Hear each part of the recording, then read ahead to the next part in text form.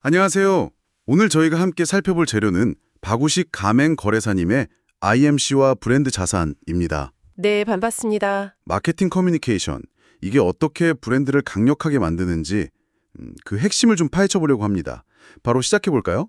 좋습니다. 사실 요즘 같은 시대에는 이 브랜드의 힘, 이게 정말 중요해졌잖아요. 맞아요. 너무 많아요, 브랜드가. 네. 그래서 자료에서도 나오지만 마케팅 커뮤니케이션이라는 게 단순히 뭘 알리는 걸 넘어서요.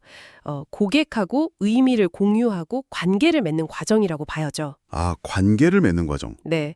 그리고 그 최종 목표는 결국 브랜드 자산을 쌓아 올리는 겁니다. 그 브랜드가 가진 가치요. 브랜드 자산. 이게 핵심이군요. 그럼 고객 입장에서는 이게 어떤 의미일까요? 자료 보니까 크게 두 가지로 나누던데요. 네, 맞아요. 두 기둥이죠. 하나는 이제 사람들이 브랜드를 얼마나 아느냐? 브랜드 인지도. 인지도. 네. 그리고 또 하나는 그 브랜드에 대해 어떤 느낌, 어떤 생각을 갖느냐. 바로 브랜드 이미지입니다. 아하, 인지도와 이미지. 인지도는 또 나뉜다고요? 그렇죠. 브랜드 인지도는 다시 브랜드를 딱 봤을 때 아, 저거 하고 알아보는 거. 제인이라고 하고요. 네, 제인. 그리고 어떤 제품군을 물었을 때 아, 그거 하고 특정 브랜드를 바로 떠올리는 거. 이게 회상입니다. 아, 제인이랑 회상. 다르네요. 네. 예를 들어 조미료 하면 뭐가 떠오르세요 했을 때 특정 브랜드를 바로 생각해내는 능력, 즉 회상이 구매 결정에는 훨씬 더 중요할 수 있어요. 아, 그렇죠. 특히 매장에 물건이 없을 때, 뭐 온라인으로 산다거나 할 때는요. 맞습니다. 바로 그거죠.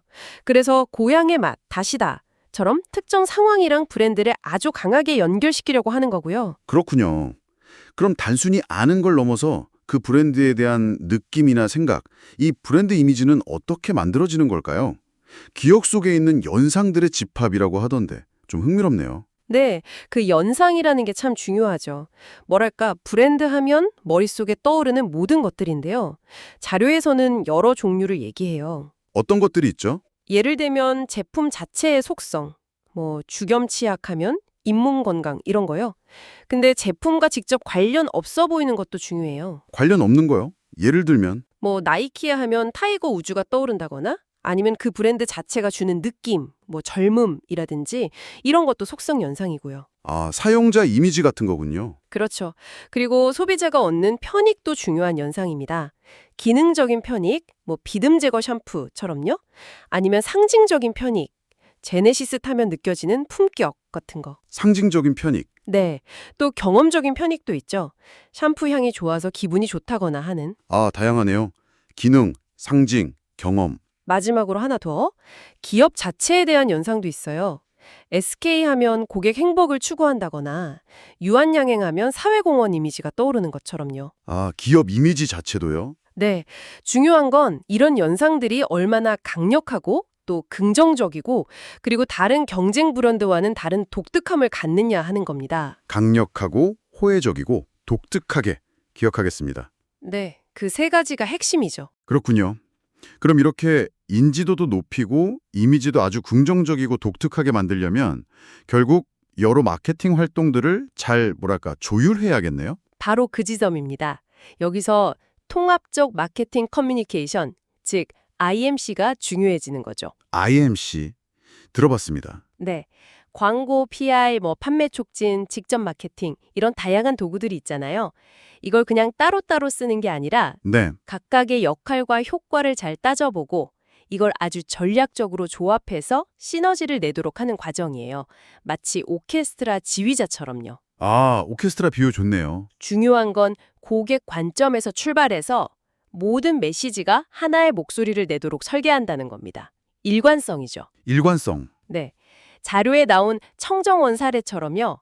뭐 고추장 광고 따로, 간장 광고 따로 하는 게 아니라 모든 활동의 결국 신뢰와 정성이라는 청정원 브랜드의 핵심 이미지를 강화하도록 만드는 거예요. 아하, 그렇군요. 만약에 청정원이 어떤 제품은 막 초저가로 광고하고 다른 제품은 프리미엄을 강조하면 고객 입장에서는 좀 혼란스럽겠네요. 그렇죠. 그러면 신뢰라는 핵심 가치가 흔들릴 수 있겠죠. 그럼 이런 IMC 전략을 짤 때 그 제조업체가 중간상, 그러니까 유통망에 집중할 건지 푸시 전략, 아니면 최종 소비자한테 광고를 막 해서 수요를 끌어올릴 건지 풀 전략, 이런 결정은 어떻게 하나요? 네, 그것도 IMC 전략 수립의 아주 중요한 과제 중 하나죠.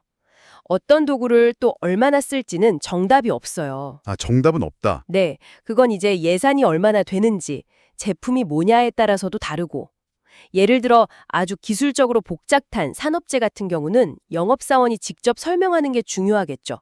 푸시에 가깝고요. 네, 그렇죠. 근데 음료수나 과자 같은 대중 소비재는 TV 광고나 소셜미디어 캠페인 같은 걸로 소비자들이 직접 찾게 만드는 풀 전략이 더 효과적일 수 있겠죠. 시장 상황도 봐야 하고요. 결국 상황별 최적의 조합을 찾는 거군요. 맞습니다. 그게 핵심입니다. 자, 그럼 오늘 이야기를 좀 정리해 볼까요? 네. 오늘 살펴본 자료의 핵심은 이거라고 할 수 있겠습니다.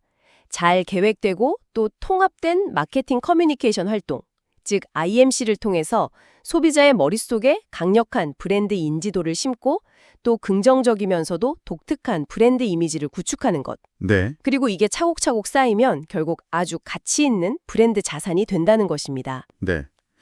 오늘 이야기가 당신이 브랜드를 볼 때 그 뒤에 숨겨진 메시지들을 좀 더 입체적으로 이해하는 데 도움이 되었으면 좋겠습니다. 네, 우리가 매일 보는 광고나 캠페인들이 사실은 다 이런 치밀한 목표를 가지고 움직인다는 걸 생각하면 좀 더 흥미롭게 볼 수 있지 않을까요? 맞아요. 그냥 광고가 아니었네요. 하하. 마지막으로 이런 질문을 한번 던져보고 싶습니다.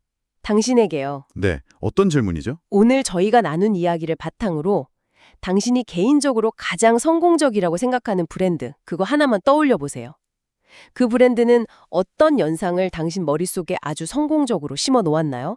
그리고 그 과정에서 당신이 접했던 광고나 이벤트나 매장 경험 같은 그런 다양한 활동들이 얼마나 하나의 목소리로 일관되게 느껴졌는지 한번 되짚어 보시는 건 어떨까요?